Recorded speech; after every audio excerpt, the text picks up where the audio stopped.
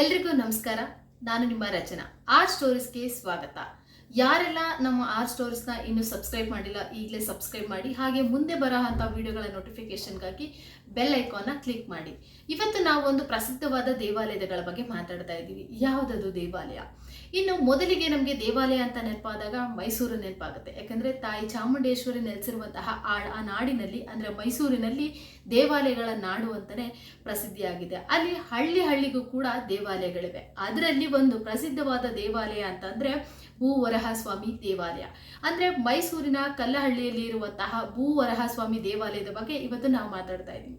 ಮೊದಲಿಗೆ ಭೂವರಹಸ್ವಾಮಿ ಅಂತಂದರೆ ಅದರ ಹಿನ್ನೆಲೆ ಏನು, ಅದೇನು ಅಂತ ಮೊದಲಿಗೆ ತಿಳ್ಕೊಳ್ಳೋಣ. ಭೂವರಹಸ್ವಾಮಿ ಉದ್ಭವ ಹೇಗಾಯಿತು ಅಂತ ಅಂದರೆ, ಮೊದಲಿಗೆ ಹಿರಣ್ಯಾಕ್ಷ ಅನ್ನೋ ರಾಕ್ಷಸ ಭೂದೇವಿಯನ್ನು ಅಪಹರಿಸ್ತಾರೆ. ಸೊ ಭೂದೇವಿಯನ್ನು ಅಪಹರಿಸಿ ಸಮುದ್ರದಲ್ಲಿ ಅಡಗಿಸಿಟ್ಟಾಗ ವಿಷ್ಣುವಿನ 3ನೇ ಅವತಾರವಾಗಿ ಭೂವರಹಸ್ವಾಮಿ ಉದಯಿಸ್ತಾರೆ. ಸೊ ಅವರು ಭೂವರಹಸ್ವಾಮಿಯಾಗಿ ಅಂದರೆ ಹಂದಿಯ ಒಂದು ರೂಪದಲ್ಲಿ ಉದ್ಭವಿಸಿ ಹಿರಣ್ಯಾಕ್ಷ ಅನ್ನೋ ಒಬ್ಬ ರಾಕ್ಷಸನ ಸಂಹಾರ ಮಾಡಿ ಭೂದೇವಿಯನ್ನ ಕಾಪಾಡ್ತಾರೆ. ಭೂದೇವಿಯನ್ನ ತನ್ನ ಕೋರೆ ಹಲ್ಲುಗಳ ಮೂಲಕ ರಕ್ಷಿಸಿ ಸಮುದ್ರದಿಂದ ದಡಕ್ಕೆ ತಗೊಂಡ್ಬರ್ತಾರೆ. ಆಗ ದೇವಾನುದೇವತೆಗಳೆಲ್ಲ ಅವ್ರಿಗೆ ಆಶೀರ್ವದಿಸಿ, ಯಾರು ಭೂಮಿಯಲ್ಲಿ ಅಂದರೆ ಭೂಲೋಕದಲ್ಲಿ ಭೂಮಿಯನ್ನು ಪಡೆಯಲು ಇಚ್ಛಿಸ್ತಾರೋ, ತಗೋಬೇಕು ಅಂತ ಅನ್ಕೋತಾರೋ ಅವ್ರಿಗೆಲ್ಲ ಅನುಗ್ರಹ ಆಗಲಿ ಅಂತ ಅಂದ್ಬಿಟ್ಟು ಆಶೀರ್ವದಿಸ್ತಾರೆ. ಸೊ ಹಾಗಾಗಿ ಭೂವರಹಸ್ವಾಮಿ ದೇವಾಲಯನ ಯಾರು ಮನೆ ಕಟ್ಟಬೇಕು ಅಂದ್ಕೊಂಡಿರ್ತಾರೋ, ಮನೆ ಕಟ್ಟೋದಕ್ಕೆ ಅಂತ ಪ್ಲ್ಯಾನ್ ಮಾಡ್ತಿರ್ತಾರೋ ಅವರೆಲ್ಲ ಭೂವರಹಸ್ವಾಮಿ ದೇವಾಲಯಕ್ಕೆ ಹೋಗಿ ಅಲ್ಲಿ ಪೂಜೆ ಸಲ್ಲಿಸಿ ಅಲ್ಲಿ ಸಿಗುವಂತಹ ಇಟ್ಟಿಗೆಯನ್ನು ತಂದು ಪೂಜೆ ಮಾಡುವ ಪ್ರತೀತಿ ಈಗಲೂ ಇದೆ. ಸೊ ಈ ಒಂದು ದೇವಾಲಯದ ಹಿನ್ನೆಲೆನ ನಾವು ನೋಡಿದ್ವಿ. ಹಾಗೆ ಭೂವರಹಸ್ವಾಮಿಯ ಉದ್ಭವ ಹೇಗಾಯಿತು ಅಂತಲೂ ಕೂಡ ತಿಳ್ಕೊಂಡ್ವಿ.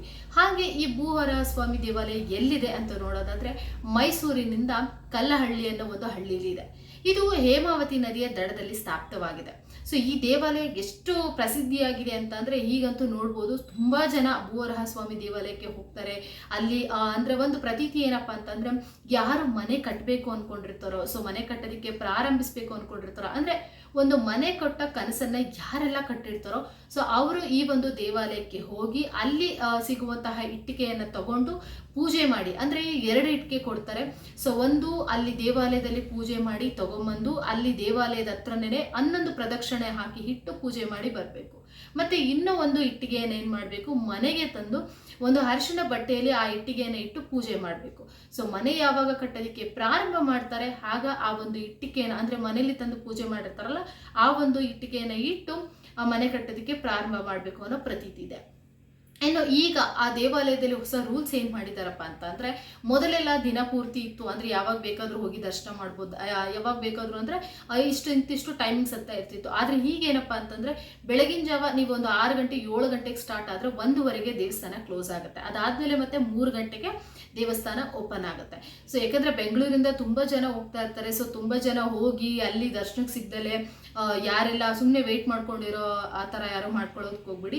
ಯಾರೆಲ್ಲ ವರಹಸ್ವಾಮಿ ದೇವಸ್ಥಾನಕ್ಕೆ ಹೋಗಬೇಕು ಅಂತಿರ್ತೀರ ಅವರು ಖಂಡಿತವಾಗ್ಲೂ ಆ ಒಂದು ಟೈಮ್ನ ನೋಡಿಕೊಂಡು, ಅಂದರೆ 1:30 ಒಳಗೆ ರೀಚ್ ಆಗೋ ಥರ ಹೋಗಿ, ಅಥವಾ 1:30 ಆಗಲಿಲ್ಲ ಅಂದರೂ ಸರಿ 3 ಗಂಟೆ ಮೇಲೆ ದರ್ಶನ ಸಿಗುತ್ತೆ. ಸೊ ಈ ರೀತಿ ಪ್ಲ್ಯಾನ್ ಮಾಡ್ಕೊಂಡು ಹೋಗಿ. ಇನ್ನು ಹೋಗಬೇಕು ಅನ್ನೋರು ಕೂಡ ಓನ್ ವೆಹಿಕಲಲ್ಲಿ ಹೋಗ್ಬೋದು. ಇಲ್ಲ ಅಂತಂದರೆ ಸೊ ಬಸ್ನಲ್ಲಿ ಹೋಗ್ತಾರೆ ಅಂತಂದರೆ ಮೆಜೆಸ್ಟಿಕ್ಕಿಂದ ಡೈರೆಕ್ಟ್ ಒಂದು ಬಸ್ ಇದೆ. ಎವ್ರಿಡೇ ಒಂದು 7 ಗಂಟೆಗೆ ಒಂದು ಬಸ್ ಇದೆ. ಆ ಬಸ್ಸಿನ ಮುಖಾಂತರನೂ ನೀವು ಹೋಗ್ಬೋದು. ಈಗಲ್ಲಿ ಆ ದೇವಸ್ಥಾನನ ನೀವು ನೋಡ್ತಾ ಇರ್ಬೋದು ಎಷ್ಟು ಚೆನ್ನಾಗಾಗಿದೆ ಅಂತಂದರೆ, ನೋಡಿ ಇಲ್ಲಿ ಕಲ್ಲುಗಳಿಂದ, ಅಂದರೆ ಮನೆ ಕಟ್ಟ ಕನಸು ಯಾರೆಲ್ಲ ಕಟ್ಟಿರ್ತಾರೋ ಅವರು ಸಣ್ಣ ಸಣ್ಣ ಕಲ್ಲುಗಳನ್ನೆಲ್ಲ ಇಟ್ಟು ಕಟ್ಟಿದ್ದಾರೆ. ಅವರ ಕನಸೆಲ್ಲ ನೆರವೇರಿಸಲಿ ಅಂತ ಅಂದ್ಬಿಟ್ಟು. ಮತ್ತೆ ಪ್ರದಕ್ಷಿಣೆ ಆಗ್ತಾ ನಾವು ನೋಡ್ತಾ ಬರ್ಬೋದು. ಇಲ್ಲಿ ಎಷ್ಟೊಂದು ಜನ ಎಷ್ಟೊಂದು ಕನಸುಗಳನ್ನ ಕಟ್ಕೊಂಡು ಆ ಚಿಕ್ಕ ಚಿಕ್ಕ ಕಲ್ಲುಗಳನ್ನೆಲ್ಲ ಮನೆ ಕಟ್ಟಬೇಕು ಅನ್ನೋ ಕನಸಲ್ಲಿ ಕಟ್ಕೊಂಡು ಬಂದಿರ್ತಾರೆ. ಹಾಗೆ ಈ ಕಡೆ ನೋಡ್ತಾ ಇರ್ಬೋದು ಎಷ್ಟೊಂದು ಗ್ರಾನೈಟ್ಸ್ ಎಲ್ಲನೂ, ಅಂದರೆ ಕಟ್ಟಡ, ಅಂದರೆ ದೇವಸ್ಥಾನ ಅಭಿವೃದ್ಧಿಗೋಸ್ಕರ ಏನೇನು ಮಾಡಬೇಕು ಅದನ್ನು ಮಾಡ್ತಾ ಇದ್ದಾರೆ. ಮತ್ತು ಇಲ್ಲಿ ಏನಪ್ಪ ಅಂದರೆ ಪ್ರಸಾದ ಕೂಡ ಸಿಗುತ್ತೆ. ಅದನ್ನು ತಗೋತಾರೆ, ಅವ್ರಿಗೂ ಕೂಡ ಒಳ್ಳೇದಾಗ್ಲಿ ಅಂತ ಅಂದ್ಬಿಟ್ಟು ಅಲ್ಲಿ ಕೂಡ ಇರುತ್ತೆ. ಪ್ರಸಾದನೂ ಕೂಡ ನೀವು ತಗೋಬಹುದು. ಮತ್ತೆ ಇನ್ನೊಂದು, ಮೊದಲಿಗೆ ಅಲ್ಲಿ ಒಂದು ನದಿ ಏನಿತ್ತು, ಸೊ ಆ ನದಿ ಮೊದಲು ಅಷ್ಟು ಇದಾಗಿರಲಿಲ್ಲ, ಅಂದರೆ ಒಂದು ತೆಪ್ಪದಲ್ಲಿ ಕರ್ಕೊಂಡೋಗಿ ಕರ್ಕೊಂಬರೋದು ಮಾಡ್ತಾರೆ. ಬಟ್ ಈಗ ತುಂಬ ಚೆನ್ನಾಗಿ ಆರ್ಗನೈಸ್ ಮಾಡಿದ್ದಾರೆ. ಅಲ್ಲಿ ಹೋಗಿ ನಾವು ಇರ್ಬೋದು, ಸ್ವಲ್ಪ ಟೈಮ್ನ ಸ್ಪೆಂಡ್ ಮಾಡ್ಬೋದು. ಮತ್ತು ಇದು ಪೂಜೆ ಸಾಮಾನು ಆ ಥರದ್ದೆಲ್ಲ ತೊಗೋಬೇಕಂದ್ರೆ ಅಲ್ಲಲ್ಲೇ ಸಿಗುತ್ತೆ ನಿಮಗೆ. ಸೊ ಯಾವುದೇ ರೀತಿ ತೊಂದರೆ ಇಲ್ಲ. ಒಟ್ಟಾರೆಯಾಗಿ ಭೂವರಹಸ್ವಾಮಿ ದೇವಸ್ಥಾನನ ತುಂಬ ಚೆನ್ನಾಗಿ ಒಂದು ಆರ್ಗನೈಸ್ ಮಾಡಿದ್ದಾರೆ. ಸೊ ಇನ್ನೂ ಯಾರೆಲ್ಲ ನಾನು ಭೂವರಹಸ್ವಾಮಿನ ನೋಡಿಲ್ಲ, ದೇವಸ್ಥಾನಕ್ಕೆ ಹೋಗಿಲ್ಲ ಅನ್ನೋರು ಹೋಗಿ ಬರ್ಬೋದು. ಮತ್ತು ಯಾವುದೇ ರೀತಿ ರಿಸ್ಕ್ ಇರೋದಿಲ್ಲ. ಸೊ ಡೈರೆಕ್ಟಾಗಿ ಆ ಮೆಜೆಸ್ಟಿಕ್ಕಿಂದ ಬಸ್ ಇದೆ. ಸೊ ನೀವು ಡೈರೆಕ್ಟಾಗೇನೇ ಹೋಗಿ ಬರ್ಬೋದು. ಮತ್ತು ಈ ದೇವಾಲಯದ ಪ್ರತೀತಿ ಏನಪ್ಪ ಅಂತಂದರೆ, ಮನೆ ಕಟ್ಟೋಂತಹ ಕನಸು ಯಾರು ಗೊತ್ತಿರ್ತಾರೋ ಖಂಡಿತವಾಗ್ಲೂ ನೀವು ಆ ದೇವಾಲಯಕ್ಕೆ ಒಮ್ಮೆ ಭೇಟಿ ಮಾಡಿ, ನಿಮ್ಮ ಕನಸು ಖಂಡಿತವಾಗ್ಲೂ ನೆರವೇರುತ್ತೆ. ಸೊ ನೋಡಿದ್ರಲ್ಲ, ಇಷ್ಟೊತ್ತು ಭೂವರಹ ಸ್ವಾಮಿ ದೇವಾಲಯದ ಬಗ್ಗೆ ತಿಳ್ಕೊಳ್ಳಿ. ಹಾಗೆ ಮುಂದೆ ಯಾವ ದೇವಸ್ಥಾನದ ಬಗ್ಗೆ ಹೇಳಬೇಕು ಅಂತ ಅಂದರೆ, ಸೊ ಹೀಗೆ ಸಬ್ಸ್ಕ್ರೈಬ್ ಮಾಡಿ, ಹಾಗೆ ಯೂಟ್ಯೂಬ್ ಚಾನಲ್ ನೋಡ್ತಾ ಇರಿ. ನಮಸ್ಕಾರ.